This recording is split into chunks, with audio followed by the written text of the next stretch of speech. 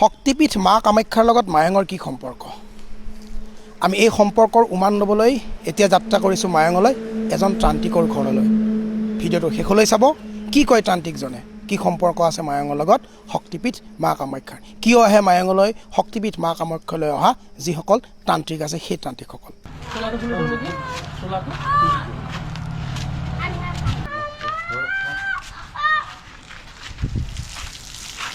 আমি ইতিমধ্যে উল্লেখ কৰিছিলোঁৱেই যে মা কামাখ্যাৰ লগত মায়ঙৰ সম্পৰ্ক কি আৰু আমি এই মুহূৰ্তত আহি উপস্থিত হৈছোঁহি মায়ঙৰ এজন ত্ৰান্তিক বিপুল মেধি ওচৰত নমস্কাৰ জনাইছোঁ আপোনাক পোনপ্ৰথমতে আমি আপোনাৰ পৰা জানিব বিচাৰিছোঁ যে শক্তিপীঠ কামাখ্যাৰ লগত মায়ঙৰ সম্পৰ্ক কেনেধৰণৰ কাৰণ শক্তিপীঠ কামাখ্যাৰ লগত অহা যিসকল ত্ৰান্তিক আছে সাধু সন্ত আছে তেওঁলোকে কিন্তু মায়ঙলৈ আহে তন্ত্ৰ মন্ত্ৰ সাধনা কৰিবলৈ এই যি সাধনা কিমান দিনীয়া পুৰণি মায়ঙৰ লগত কামাখ্যাৰ সম্পৰ্ক কিমান দিনীয়া পুৰণি কি ক'ব এই ক্ষেত্ৰত নমস্কাৰ মানে আমাৰ মায়ঙৰ লগত মা কামাখ্যাৰ মানে সম্পূৰ্ণ মানে আমাৰ তান্ত্ৰিক বিদ্যাৰ হেৰি হিচাপে তন্ত্ৰ মন্ত্ৰ হিচাপে আমাৰ সম্পূৰ্ণ জড়িত আছে এইটো কাৰণে জড়িত আছে যিটো আমাৰ মহাভাৰতৰ লগত সম্বন্ধ মায়ঙখন মহাভাৰতৰ লগত মা কামাখ্যাৰ সম্বন্ধ এইটো সম্বন্ধৰ কাৰণে ঘটকচক যেতিয়া মানে উৰ্মিলাক বিয়া পাতিবৰ কাৰণে ঘটকচক কামাখ্যালৈ পঠাইছিল কামৰূপ কামাখ্যালৈ তেতিয়া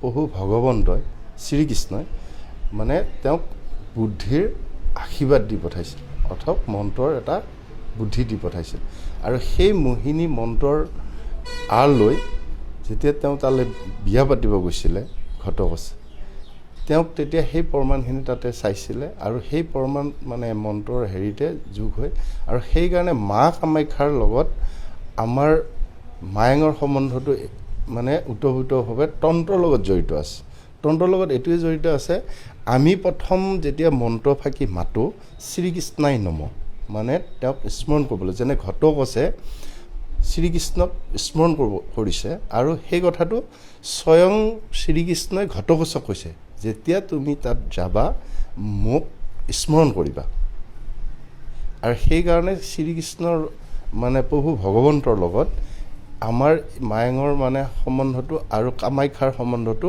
ওতঃপ্ৰোত হৈছে আমি যদি মন্ত্ৰ ফাঁকি প্ৰথম মাত্ৰ শ্ৰীকৃষ্ণাই নমো লাষ্টৰ কিন্তু শপতটো মা কামাখ্যাৰ দিবই লাগিব মা কামাখ্যাৰ শপতটো যদি আমি লাষ্টত দিব লাগে সেইকাৰণে মা কামাখ্যাক আমি আৰাধনা কৰাটো খুবেই জড়িত আৰু যিসকল তান্ত্ৰিক মায়ঙলৈ আহে এই সম্বন্ধটোৰ কাৰণতে বেছিকৈ আহে মানে মায়ঙত ইমানেই মানে হেৰি আছে আৰু মায়ঙৰ মানে কথাটো হ'ল মন্ত্ৰ তন্ত্ৰ যিটো কথা একচুৱেলি যিটো আমাৰ সাগৰ মন্থনৰ সময়ত বৈদ্যৰাজ সৃষ্টি হৈছিল বিশেষকৈ আমাৰ মায়ঙত ভেলকিটো খুব কম দেখা যায় কিন্তু আপুনি মানে প্ৰকৃতিৰ লগত সম্বন্ধ কিছু বস্তু ইয়াৰে মানুহে ভাল কৰিব পাৰে প্ৰকৃতিৰ লগত সম্বন্ধ বস্তু এই বস্তুখিনি সম্বন্ধ থকাৰ কাৰণত বা মা কামাখ্যাৰ লগত সম্বন্ধ থকাৰ কাৰণত আমাৰ ইয়াতে আহে আৰু বৈদ্যৰাজটো সাগৰ মন্থনত যিটো লংকাত বৈদ্যৰাজ আছিলে তেওঁ জানে যে এজন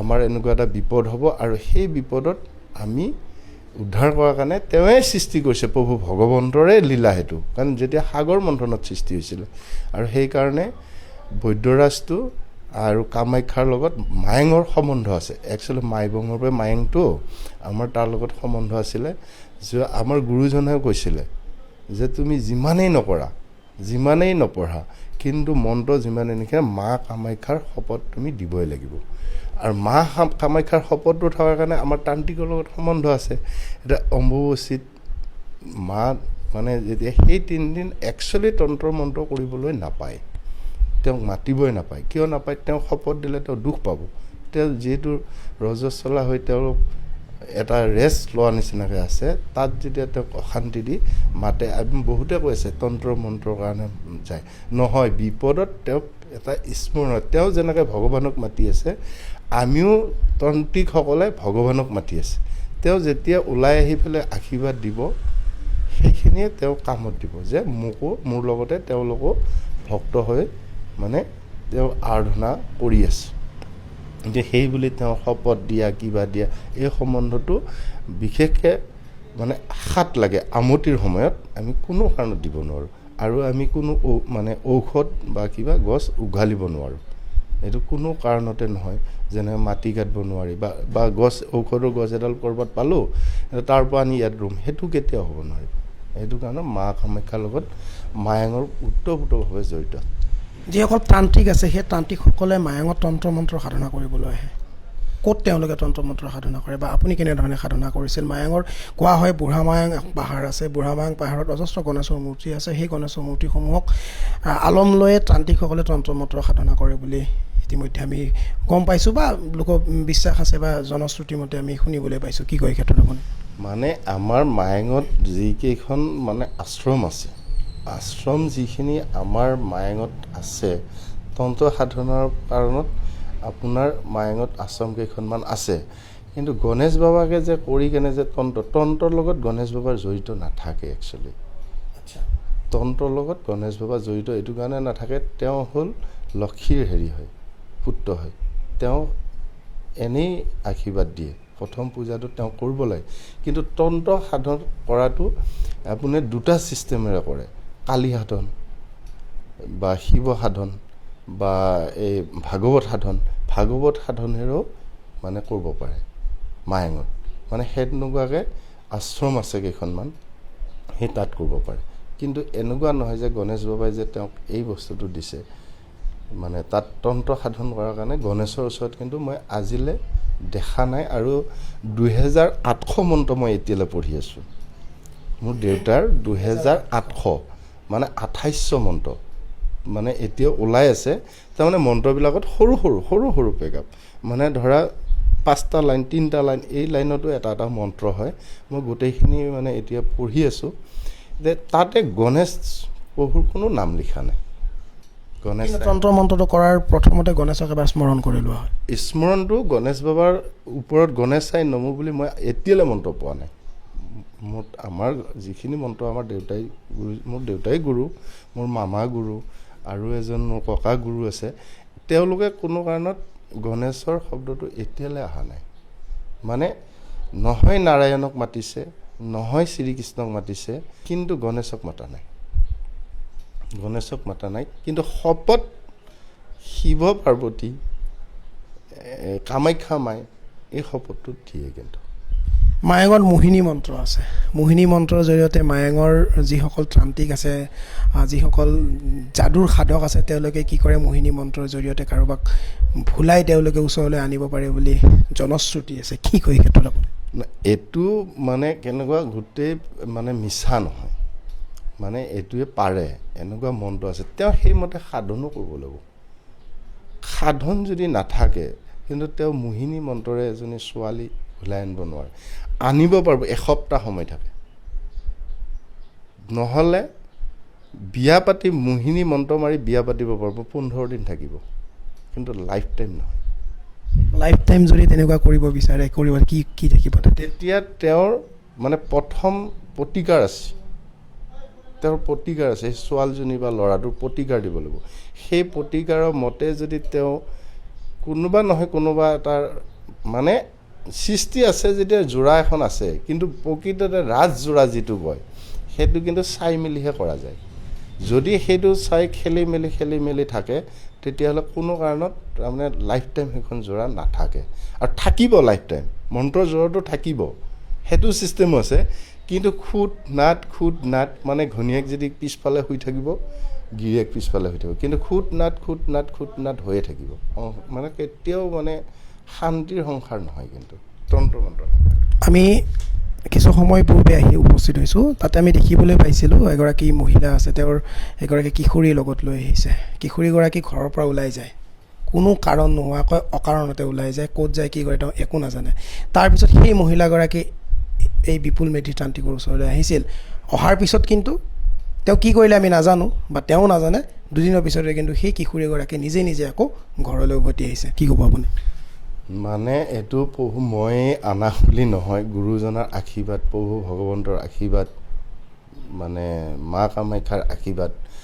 তেওঁলোকে তেওঁক আনিছে। মানে একচুৱেলি এই কিশোৰীজনী 2 বছৰ বয়সৰ পৰাই ঘৰৰ পৰা ওলাই যায় মানে এনেকৈ থাকি মানে হেৰি হৈছে। কিন্তু এতিয়া যেতিয়া তাই 14 বছৰ বয়স হৈছে, ডাঙৰ হৈছে, এতিয়া যেতিয়া যোৱা আৰম্ভ কৰিলে মানে আগতে এদিন যায় আৰু আহে, কিন্তু এতিয়া মানে টোটেলি মানে একদম নোহোৱাকৈ সঁচা কথাটো ক'ব গ'লে কাৰ লগত গৈছে সেইটো মই বাৰু নকওঁ, কিন্তু তাই এটা বেয়া লাইনত গুচি গ'ল।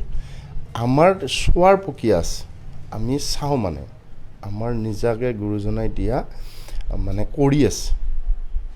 মোৰ বয়সত, মোৰ এতিয়া 45 বছৰ বয়সত, মোৰ বয়সৰ আগত দেউতাই 30 বছৰ আগত পাইছিলে, ঠিক সেই বস্তুখিনি মানে আমাৰ হাতত, আমি সেই প্ৰক্ৰিয়াৰে চাওঁ আৰু চাই কেনে তেওঁক মা কামাখ্যাৰ আশীৰ্বাদ, গুৰুৰ আশীৰ্বাদ তেওঁক কিছু দিছোঁ। তেওঁ নিজে নিজে মানে মই 3 দিনৰ সময় দিছোঁ, কিন্তু 2 দিনতে আহি ঘৰ পালে। কিন্তু তেওঁ এনেকুৱা নহয় ক'ত গৈছিল কি গৈছিল পিছত কৈছে যে মই এনেকুৱা কৰিছোঁ। এতিয়া অহাৰ 2 মাহ হ'ল। আগতেতো মাকৰ লগত নিমিলে, বাপেকৰ লগত নিমিলে, ভাই মানে ঘৰত কাজিয়া কৰি থাকে, সৰু ছোৱালী। কিন্তু এতিয়া আপোনালোকে নিশ্চয়কৈ দেখিছে মাকৰ লগত আহিছে, 2 দিন আহিলে, আহি হাঁহি মাতি থাকে। এতিয়া হাঁহি মাতি থাকি এটা তাবিজ লৈ, মানে তেওঁক মানে কণ্ট্ৰলৰ কাৰণে এটা তাবিজ আছে, এই তাবিজটো তেওঁলোকে লৈ আহিছে। এই তাবিজটো তেওঁলোকক দিলে, মই কৈছোঁ যে পঢ়ক, ভাল হওক, তাৰপিছত তুমি য'তেই বিয়া হোৱা তাতে হ'বা। তেওঁক সেইটোৱে মই ক্লাছ দিছোঁ আৰু বেলেগ একো দিয়া নাই। কিন্তু মানে এই তাবিজটোত তান্ত্ৰিক বিপুল মেধিয়ে কিবা দিব আৰু সেই কিবাখিনি যেতিয়া কিশোৰীগৰাকীৰ লগত ৰাখিব, এটা ৰক্ষা কৱচ হ'ব আৰু সেই ৰক্ষা কৱচটো প্ৰদান কৰিব তান্ত্ৰিকগৰাকীয়ে। মই মানে মোৰ কথা হ'ল আপোনালোকক হাতযোৰ কৰিছোঁ, মোৰ গুৰুজনাৰ আশীৰ্বাদ, মা কামাখ্যাৰ আশীৰ্বাদ, মায়ে আশীৰ্বাদ কৰিব লাগিব যিহেতু পুত্ৰসকলক, গুৰুৱে আশীৰ্বাদ কৰিব লাগিব শিষ্যসকলক। এই গুৰুজনাৰ আশীৰ্বাদত যদি তেওঁ ভাল হয়, তেওঁ মোৰ কাৰণে বহুত ভাল হ'ব। তেওঁ এনেকুৱা আপোনালোকে দেখা পাব, আজি ৰাতিপুৱা আপোনালোক অহাৰ আগতে 2-3জন গুচি গ'ল আৰু মানে ধৰক আৰু আহি আছে। একচুৱেলি মই এটা হাতযোৰ কৰি সকলোকে কওঁ,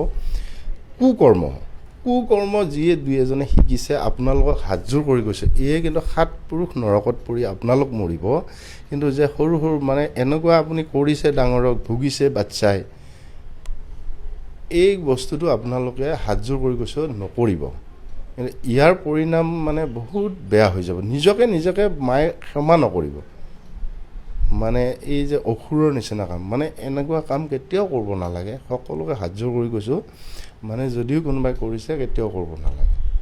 মানে এই বস্তুটো সদায় ভালটো কৰক, তেতিয়াহ'লে ভাল হ'ব। এগৰাকী তান্ত্ৰিকৰ ৰাইজলৈ আহ্বান বা তন্ত্ৰ মন্ত্ৰ সাধনাৰ লগত জড়িত অন্যান্য তান্ত্ৰিকসকলে আহ্বান যে আপোনালোকৰ যি মন্ত্ৰৰ বল আছে, আপোনালোকৰ যি মন্ত্ৰৰ শক্তি আছে, সেই মন্ত্ৰৰ শক্তিৰে আপোনালোকে ভাল কাম কৰক, বেয়া কাম নকৰক। কাৰণ বেয়া কাম কৰিলে আপুনি নহয়, আপোনাৰ পিছৰ প্ৰজন্মই সেই পাপৰ ফল ভুঞ্জিব।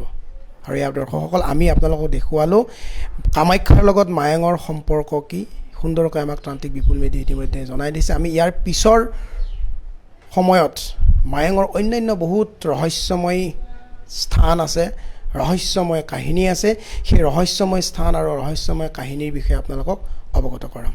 চাই থাকিব, লাইক কৰিব, শ্বেয়াৰ কৰিব।